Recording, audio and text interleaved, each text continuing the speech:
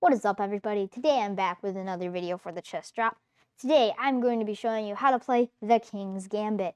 It is a very aggressive opening for white, works very well under 2000 elo. There's so many lines, super tricky, many checkmates, many ways to win material, and I'm going to dive into them today. And it's also pretty easy to get. So let's get into it. So it starts off after e4, e5. You get this in a lot of your games. It's very popular, and usually you play something like the Vienna, or you bring out your knights and your bishop and go for an Italian or a fried liver or something like that. But today, you're just going to sacrifice this pawn. You're going to play f4, and your opponent's going to be like, wait, this is hanging. I'm going to take that. This is what we're going to look at first. We'll look at other things later on. So when they take, you must play... you have to play knight f3 in this position, because if you don't, this queen's going to come in, check you, and so let's say you just developed your other knight. It's losing due to check, and then you don't want to move your king forward, and if you go like this, that's a blunder because then this pawn falls, and you can't take back because it's pinned. So you do not want to do that. You want to bring your knight this way to prevent that. Now, our plan is pretty simple. We're going to push on d4 and get this rock-solid center, but with that same move, it opens up an attack on this pawn. So most players, the most common move is d6 in this position, but this is also a very common move, trying to defend this pawn. Now when they play like this, we're going to attack this pawn right away. And if they take, that's just a mistake, because then we can just play like this. d4 is the best move, I believe, because it attacks this pawn. There's very few ways to defend this. Now we can just play in this position. You can play knight c3 even, and just get a super strong positional advantage. And this pawn, these two pawns right here, are super hard for black to defend. And you can just bulldoze the queen and take this pawn. So, and you'll probably win back that other pawn as well. If they do not take, but decide to go like this, that is a mistake also, because you can just take this bad boy. They cannot take back, because if they do, they lose that rook, and that is just terrible. And they cannot go like this, because that is also a mistake. It loses to knight takes g5, sacrificing the knight. Now most people will be like, wait, what? I can just take like that, and if takes, I can take and I'm fine. But the reason you played, the reason you sacrificed your knight is so that this pawn would no longer be defending, and there would be no pawn there. So you can go queen h5 check. The king has one legal move. That's the only move. And then you take the pawn. Now, the king can go multiple squares, but the most common move is to go back, which is completely winning. You don't want to go here. It's a mistake, because they can come around or just block with their queen. Instead, you go back and play queen h5 again. This is not a pointless repetition. The idea is to force the king into the center, so now you can play queen e5, because now the only king's legal move is he can't go back here anymore. So he has to come this way, in which you play bishop c4 check, and you're just harassing this king. And now you have a mate in 4. I'll give you a moment to spot it. You can pause the video if you want, but I'm going to show it to you. It starts with h5 check, which is interesting. It's a pawn check. The king's only legal move is here, and then you can force it, the checkmate at 3, with queen takes on f4. Now the king's only legal move is there, which you have a mate in 2 after h6 check, knight takes, and you have a mate in 1 with queen takes h6 checkmate. Or instead, you might be thinking, wait, what if the queen blocks? Well, then you humiliate them even more. You start by taking their bishop with a check.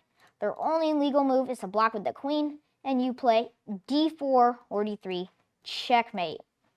This is a very common trap, and it's very fun. It completely humiliates your opponent, and they're going to throw their phone after you checkmate them like that.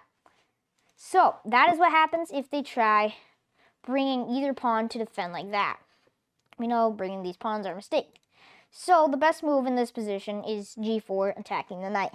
In which case you just play knight e5. And now the best move is knight f6, which is a very rare move. Most people say, bad pony, get out of my territory, get out. And it defends this pawn too, which when you bring your knight here, when you bring your knight like this, you can also attack this pawn, and the queen's attacking. But you just take that bad boy, and it's a mistake to take back, because you take and you can just bulldoze this position. This pawn is hard to defend. You can go like this, But then you can play queen c8 check, like this. And then when they come back, you just play bishop b5 check as well. And then c6 is the best move. You take, their queen can't castle, and they're stuck.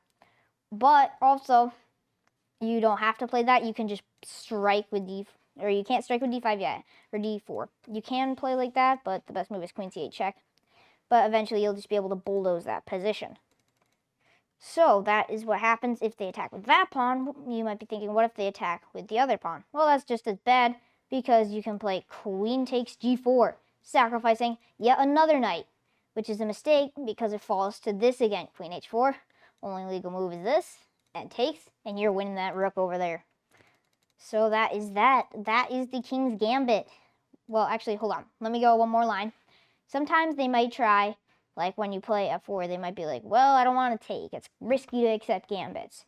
They might go like this, which is already losing. Because after takes, you basically have a scholar's mate. You have a take with the check, and the king can come forward, but then you can just completely bulldoze him like this. Only legal move is there, and you can just completely harass this king in the center. So, a very common move is to block this check. That loses also immediately because they can block with their queen, but that rook is gone again. So you have so many tricks and traps here. But you also might be thinking, wait, what if they go like this? Do not take this pawn, because if you take, they will not take back. They will bring out their queen and attack you. You can block like this, but then you fall into a trap you've seen earlier where you hang your rook this time. Don't do that. Don't take the pawn. Play a regular King's Gambit, develop your knight, bring out your bishops. You can strike in the center with d4, takes with your queen, and develop like that. So you can play like that or whatever. And you can play knight c3, and then they can play knight c6, and you will just play e takes d4 or d4 in this position, and just completely attack the center, and you have a much better position. They're kind of cramped with this weird pawn structure, and you have 3 massive pawns. Your knights are all in the game. Your bishop's ready to come out. After you trade, this bishop can come out. Your queen can easily get in the game. You can castle either side, and you're just so much better. So there you have it, the King's Gambit, a very strong opening. Now I'm going to go play a game versus some people and show you how it works. Okay, so I got a King's Gambit here. And as you can see, they're playing this declined variation, so we know what to do. Bring out our knight and get in the fight. So, I believe the best move in this position is to bring out our knight this way. Okay, he's looking to attack this pawn, but it's defended, so we're not worried. He has no checks with his queen, so his takes good, and then push. Yes, I think it is. Well, if push takes, it's not quite good yet, but we can pin the knight, then play it probably, okay? Well, we have castles, that's fine. His pieces are still kind of trapped, which is nice. We can bring our bishop back and go for some fried liver, but I think we should just play d3 and develop our bishop the other way. Okay, he brings his bishop into the center. He's probably going to castle kingside. They can pin this knight, but we don't want to take it because then the queen would take and develop. I think we should probably develop our bishop. If he attacks it, we'll come back. And, okay, this takes good for us. No, that takes and kind of adds to the center for him, so let's retreat. If here, or if here, then we can retreat. And if he tries to trap us, a3, and our bishop has a square. Okay, so one thing nice about having the bishop here and having them castle kingside is that this pawn is pinned to the king. So, if he went like this, and let's say this pawn is down here, we could take that pawn. So, if he push, we might push and go for, a fishing pole. I don't know if it'll work, though. We can't take this. So, let's see. How can we get some attack going? We can push and try to get an attack like that going. It's just very interesting. Let's just develop our queen. Play queen d4, or queen d2. I don't know why I said queen d4. Push is a little annoying, but it's tempting to go like this. And then takes and try to get our queen over. put the knight there. It's just going to be really annoying. Well, actually, when we take, it kicks the knight away. And then push, and the queen is in, maybe. He's thinking. But I also spent a lot of time thinking, so he has time to use. Okay, interesting. I can take the knight, but then the queen comes out, and we don't like that. So, how can I add more pressure to the knight? I could go like that. I think I'll just cast. Let's see here. I think our idea is probably push, and get our pawns in, and go for some attack. We don't have any, like, sacrifice, unfortunately. It'd be nice if we could get this bishop, like, back on one of these diagonals, like here, so we could sacrifice if the knight wasn't there and go for some Greek gift sacrifice thing. I don't think we have that, though, so...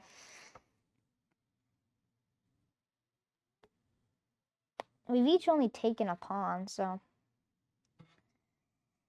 So I'm wondering if push... Okay, whatever, that move doesn't matter too much to us. It's tempting to go like this, actually, and go for some, like, attack layer. But now if takes, the bishop is there, so... How can I get my knight into the game? Actually, I want to get my queen involved in the game. So, like, play queen g3 on the next move, try to put the bishop here, then push, hangs the knight. Okay, attack my bishop. Like I said, if he does that, you just retreat. And if he tries to trap you like that, be careful. Yeah, he'll attack our knight, but we can reroute it and bring it all the way over here for an attack. Here's a good piece of advice. When you're starting an attack, bring as many pieces as you can. So yeah, there it is, a5. We can go here and then takes. It's still okay for us, but then this is not trapping our bishop at all. We even have here. Takes, check. We can just run our king all the way over here. We had, like, all our pieces over here, but then he kind of destroyed my structure, so now I have to run all the way over here. I can block, but then takes. Let's block with a pawn. Attack that bishop. Takes, and then we can retreat. So, let's see what we can do with this position now. Still looking to play queen g3, probably after his bishop retreats. Can't take that. Actually, if he takes with the bishop, I'm just going to take with that knight. Okay, he retreats. Very nice. Let's play queen g3 now. Maybe take the knight and then takes. Okay, there's just no point in that move. I go here, and then his pawn's never going to promote because I can just blockade him. He can go like this, I guess, but then here, and we can sacrifice worst case scenario. Yeah. The only thing scary is this pawn. It's a passed pawn. He's pretty far down, though, so we might be able to attack him. One thing I don't like... interesting. I kind of want to take this, because the pawn can't take back, but then the bishop takes back, and we don't have much. So maybe we play... We bring our pawns all the way up for an attack. Let's try to get some pawns in, do some damage. If here we push and try to take him down and open up this H file. Looks like he's going for a fork like that, which would be annoying. But we have rook b1. These two rooks staying connected, ready to attack. I'm down a bit on time, so I might have to hurry this one along, but yeah.